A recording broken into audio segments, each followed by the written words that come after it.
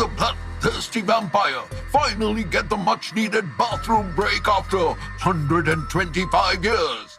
Find out in the next thrilling episode of The Vampire's Diarrhea! What happened, little kitty?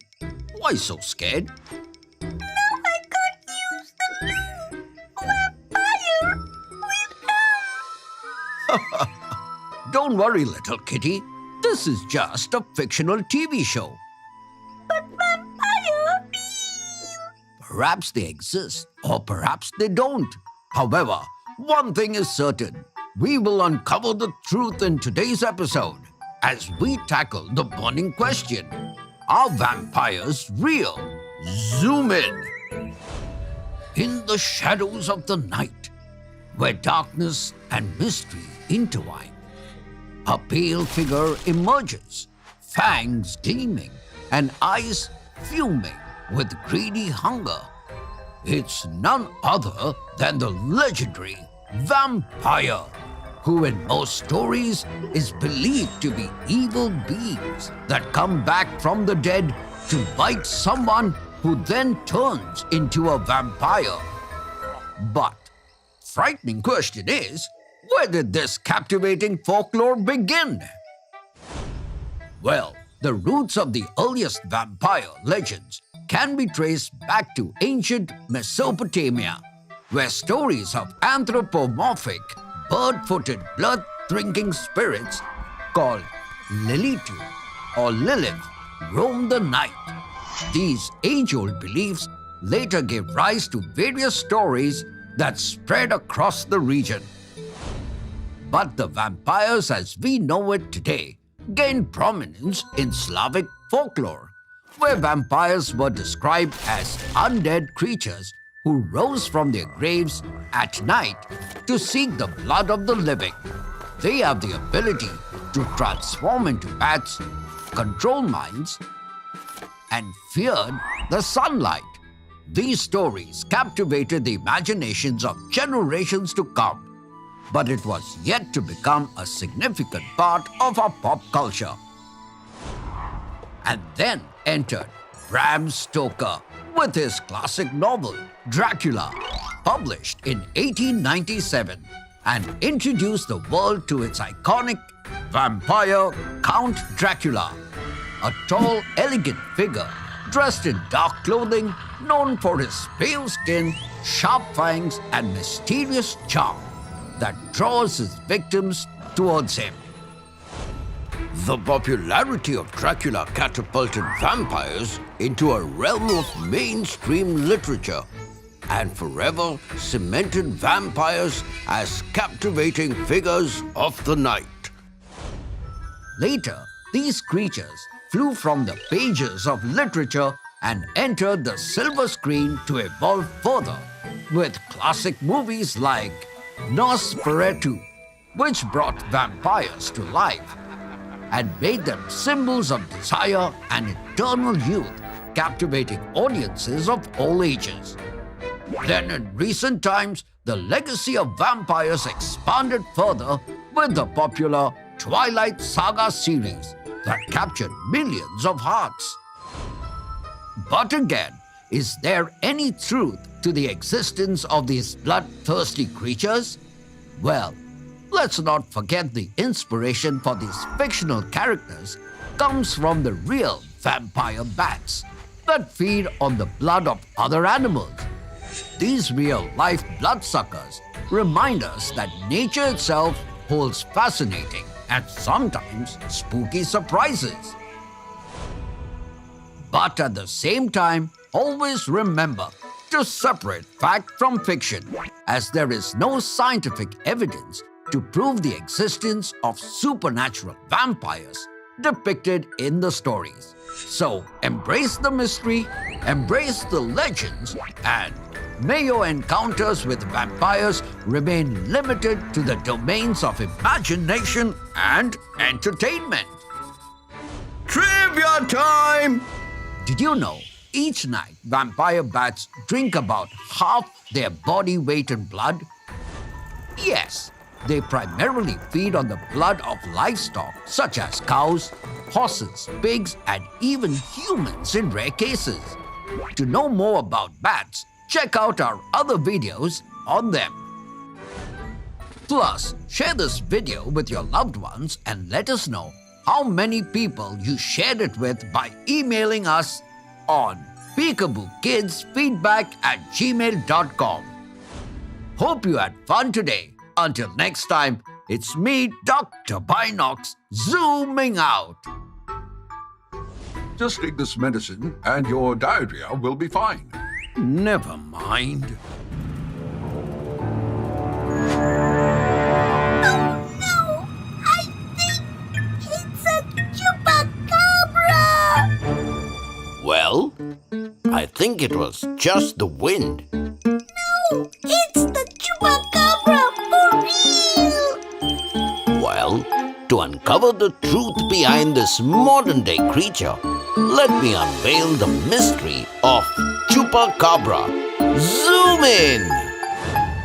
The origin of El Chupacabra dates back to a hot, restless summer in 1995 in the rural countryside of Puerto Rico, when farmers woke up to gruesome sights of their goats, chickens, and sheep lying lifeless in their pens, their bodies mysteriously drained of blood with puncture marks on their necks.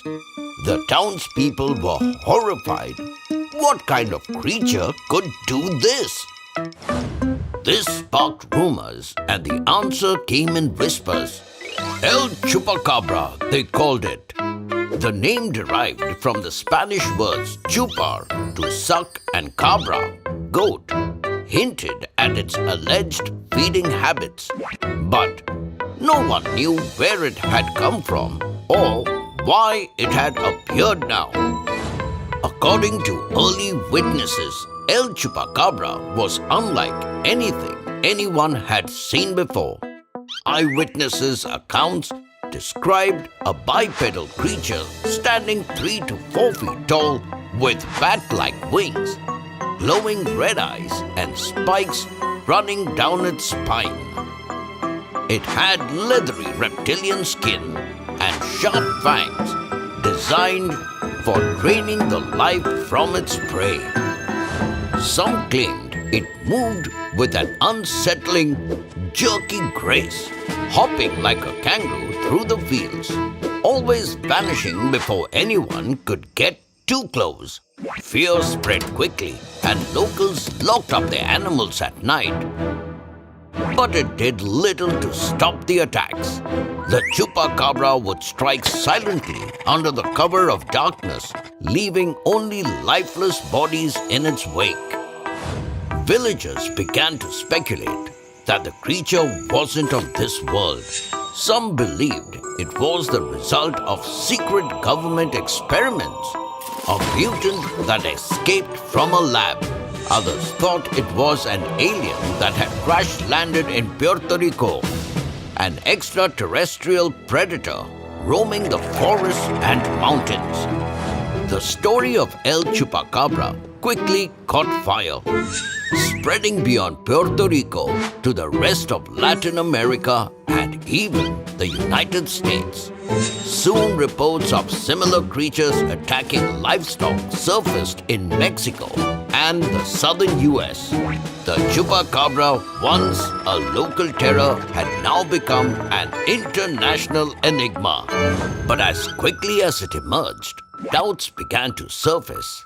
Amid the frenzy, some researchers pointed out that the description of El Chupacabra closely resembled a creature from the science fiction movie Species, which had been released just months earlier. So, could the Chupacabra sightings be the result of overactive imaginations fueled by pop culture? Or was it real? Well, when scientists investigated, the mystery began to unravel. Many supposed Chupacabra sightings were actually coyotes or wild dogs suffering from mange, a skin disease caused by mites. The disease left these animals hairless, emaciated, and with thickened, scaly skin, making them appear monstrous. weak and desperate, unable to hunt in the wild, they attacked livestock, creating the illusion of a vampiric predator. Puncture marks and blood loss was simply the result of their bites. So what we thought was a monster was really a misunderstanding. But even if it's just a myth, born from misidentification, the Chupacabra remains an enduring symbol of fear and fascination, forever lurking in the shadows of our imagination, especially during spooky Halloween nights. Trivia time! Did you know a mite is a tiny arachnid closely related to ticks? Yes, mites are often found on plants, animals, and stored foods, and some can carry diseases. Hope you felt relieved today. Until next time, it's me, Dr. Binox, zooming out.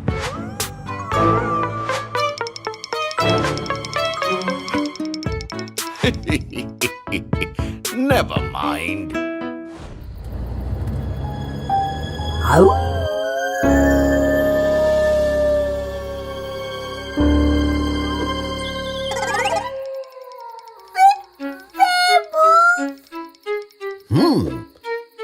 Before reaching a conclusion, maybe we should investigate. And as we know, there's only one way to find out. That? By answering this big spooky question. Are werewolves real? Zoom in! According to legend, a werewolf is someone who transforms into a wolf-like creature, usually under the light of a full moon. In this form, they are said to be powerful, uncontrollable, and maybe even a little bloodthirsty. But is there any scientific explanation for the whole werewolf myth? Well, no one knows exactly when or where the werewolf legend began. But some scholars think it might be dated all the way back to the epic of Gilgamesh. In this ancient tale, the hero Gilgamesh rejects a potential lover after he finds out she has turned her previous partner into a wolf. Another early werewolf story comes from ancient Greek mythology. According to legend, King Lycaon served god Zeus a meal made from human flesh.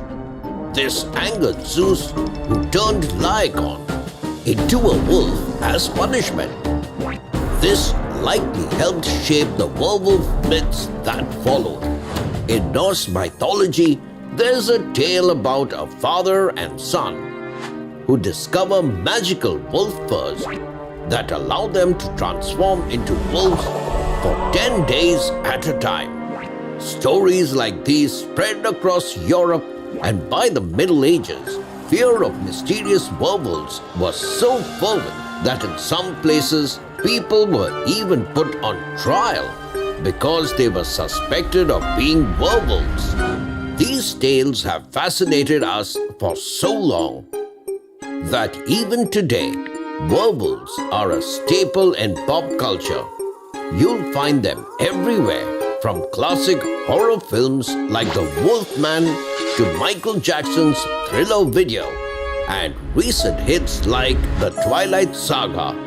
But again, is there any real truth behind these legends? Interestingly, there's a rare psychological condition known as clinical lycanthropy.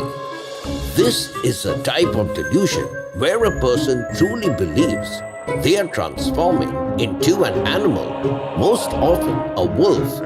People with clinical lycanthropy may feel as if their bodies are covered in fur, their teeth are sharpening, and their nails are growing into claws. Some even start growling or crave raw meat.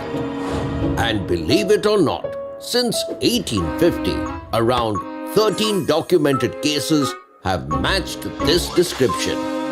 Most of these cases are linked to serious mental health conditions like bipolar disorder or schizophrenia, which can distort a person's sense of reality in powerful ways. Now, there are also physical conditions that might have fueled the werewolf myth. Hypertrichosis, a rare genetic disorder, causes excessive hair growth all over the body, giving some people a wolf-like appearance. Rabies, a virus that can cause aggression and fear of water, might have added to the legend as well. In medieval times, people with these symptoms may have been seen as cursed or infected with some kind of beastly spirit. But apart from these medical conditions and a few questionable eyewitness encounters, there's no real evidence that werewolves exist. So, are werewolves real?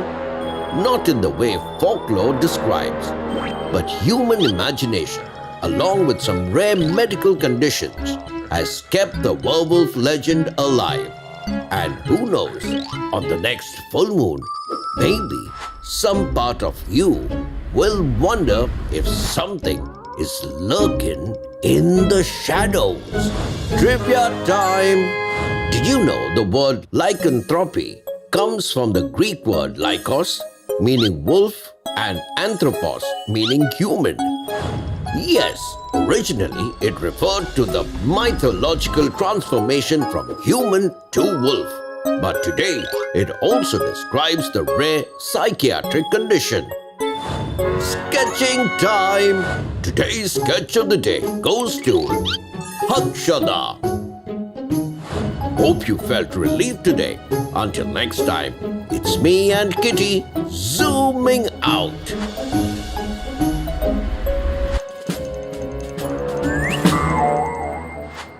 Phew, never mind.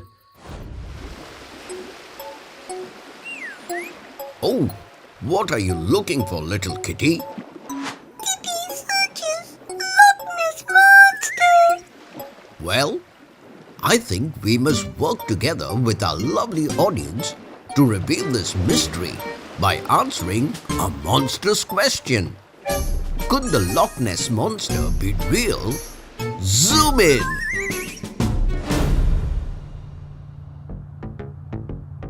Deep within Scotland's Loch Ness Lake lies a mystery that has captivated the world for generations. The elusive Loch Ness Monster, often affectionately referred to as Nessie. Those who claim to have seen it describe it as a large humped creature with a long neck, small head, seal-like flippers, and a lengthy tail. But the real question is there any truth to its existence? Or is it merely a myth born from tales and imagination? Well, the earliest written reference to a Loch Ness Monster goes back to the year 565 AD, when a famous man named Saint Columba was passing by this lake and saw a huge monster about to attack a person. So the fearless saint quickly intervened and commanded the monster to go back from where it came from. And guess what? The creature actually listened. It turned around and never hurt anyone again. Then, fast forward to 1933, when a new road was completed along Loch Ness's shore, affording drivers a clear view of the loch. It is then a local newspaper named Inverness Courier reported about a couple who saw a huge creature splashing in the lake. Shortly after this, the story of the Loch Ness Monster became a media phenomenon, and London's Daily Mail hired big game hunter Marmaduke Wetherell to capture the beast, who announced finding footprints of a massive four-legged creature. The Daily Mail fueled the excitement, printing a sensational headline that boldly declared, monster of Loch Ness is not a legend but a reality. Then on April 21st, 1934, the Daily Mail published the iconic surgeon's photograph taken by Dr. Robert Kenneth Wilson. This image shows Nessie's long neck in rippling water, and since then, many have reported similar sightings. But is there truth to these claims? Well, as far as the footprints preserved by Hunter Wetherill is concerned, after some investigation, zoologists at the Natural History Museum later determined that someone faked the tracks using a stuffed hippopotamus foot. Similarly, experts analyzing the surgeon's photograph noticed the water ripples were too small for a large creature. Plus, a closer look at the uncropped image exposed a toy submarine with an attached artificial head to make it look like the Loch Ness monster. Hence, in 1994, the image was proven fake. Yes, and the mastermind behind this deception was none other than Marmaduke Wetherill, who is believed to have sought revenge due to the negative reception of Nessie's footprints. But then, what about numerous sightings reported by various people over the years? Well, from 2018 to 2019, scientists from New Zealand looked at Loch Ness water and took DNA bits from it to find out what lives there. After studying, they didn't find any signs of big creatures like catfish, sharks, or plesiosaurs. So, some scientists think the things people saw might be giant eels. In the end, even though we don't have clear proof of the Loch Ness monster, sometimes mysteries like these spark our imagination and makes life a little more exciting. It's trivia time! Did you know that the waters of Loch Ness stay at a constant chilly temperature of 5 degrees year-round? Yes, they neither heat up or freeze over, creating a unique environment in this mysterious lake. Hope you had fun today. Until next time, it's me, Dr. Binox, zooming out. Let's go, kitty. We didn't find any proof.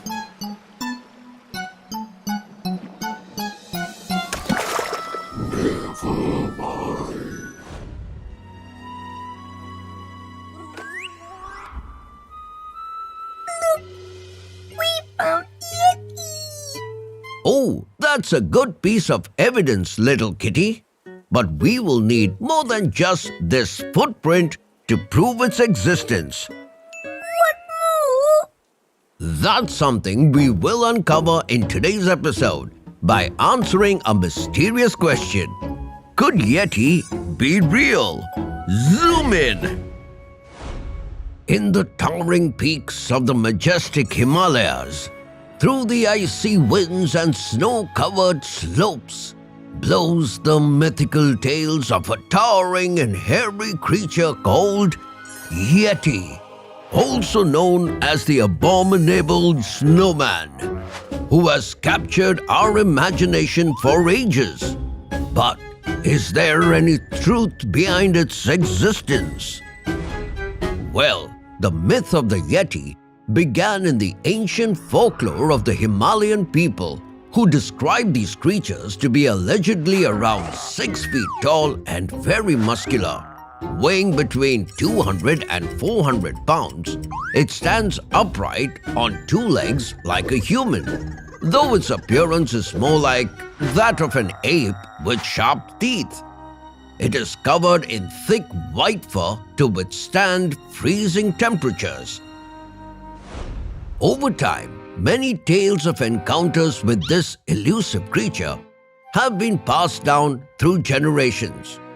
One such encounter took place in 1921 when a British-Irish explorer and politician, Charles Howard Bury, spotted large footprints during his expedition. He was told by locals that they belonged to the Meto Kangmi, meaning filthy snowman.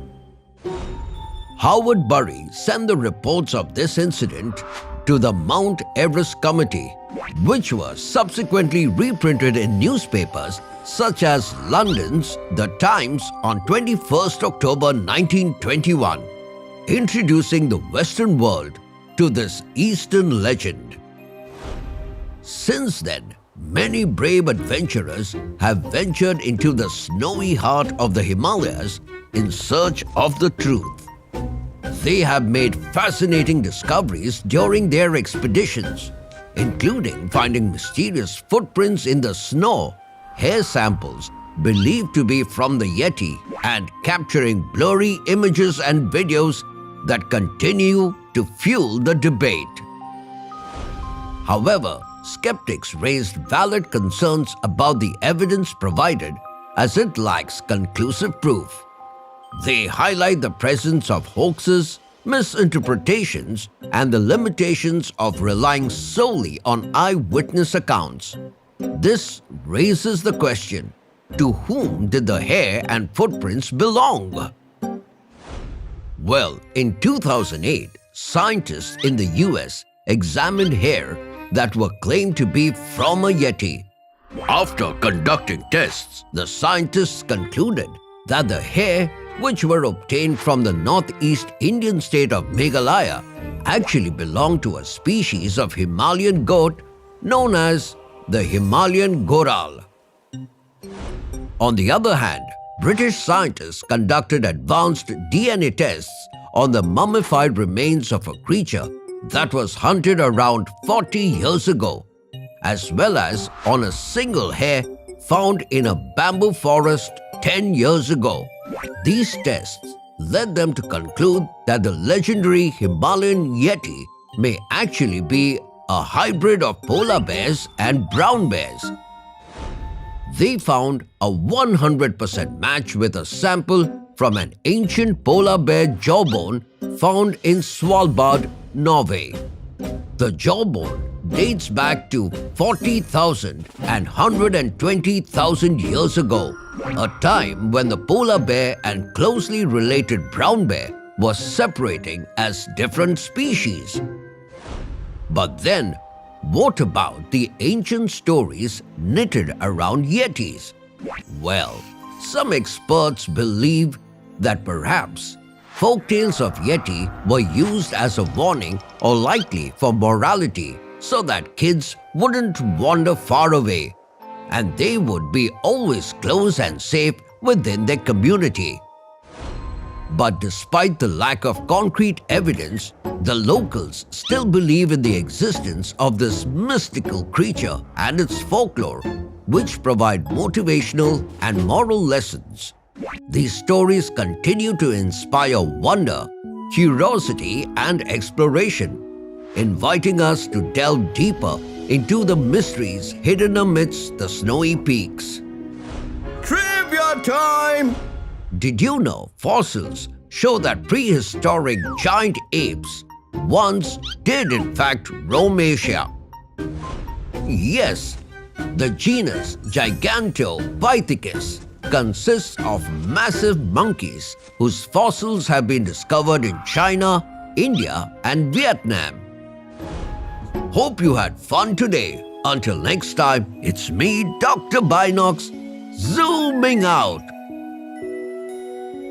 Oh, look at these footprints.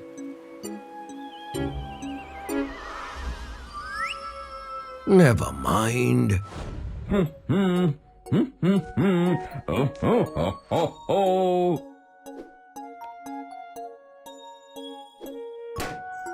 Oh, little kitty, I see you're in a holiday mood.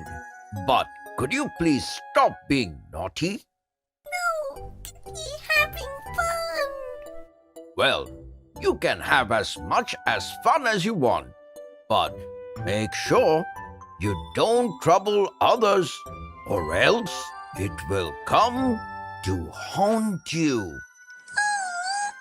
Let me share this nightmarish mythological tale by addressing a mischievous question. Who visits naughty children at Christmas?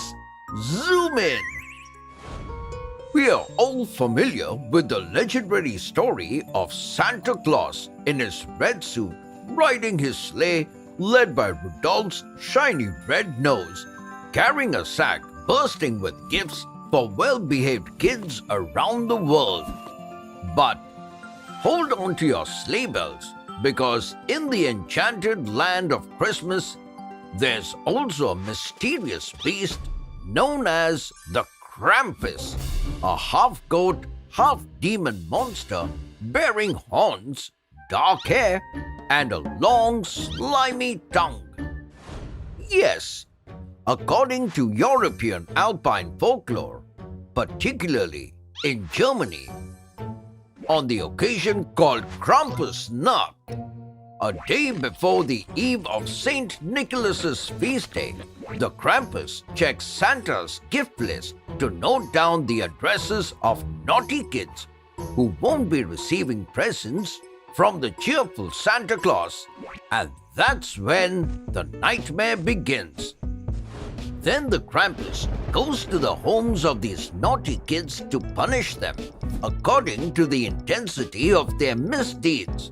For those who are less naughty, he might give them a lump of coal, while those who are moderately naughty, he is known to beat them with a birch rod. And if the kid is very, very mischievous, the monster carries them away in a basket on his back to take them to hell, where they would be imprisoned for a year. However, while the legend portrays Krampus as a fearsome figure, there's an underlying message beyond the scares. Yes, behind the haunting mythological tales of the Krampus monster, his stories aim to teach kids about their actions. When he brings gifts like coal or shiny sticks, it serves as reminders to be good all year round. If you get coal, it's like a warning to improve. And if you get shiny sticks, it means you can make things right by being kind and making good choices. Hence, since the beginning of this practice, parents often played a role in this tradition by placing these symbolic gifts around the house, intending to impart valuable lessons about responsibility, behavior, and the power of making positive choices. Even today, many alpine countries continue to celebrate Krampus Nacht with parades where townspeople dress like devils and run through the streets chasing after both children and naughty parents. So, this holiday season, when someone greets you with Merry Christmas, feel free to respond with Merry Christmas to you, and may Krampus not take you away. Trivia time! Did you know the legend of the Krampus originated as a German Christmas tradition during the 12th century? Also, Krampus's name derives from the German word Krampen, which means claw. Hope you learned something new today. Until next time, it's me, Dr. Binox. Kitty will behave good. Kitty eat vegetables. Kitty will do homework. Mind it.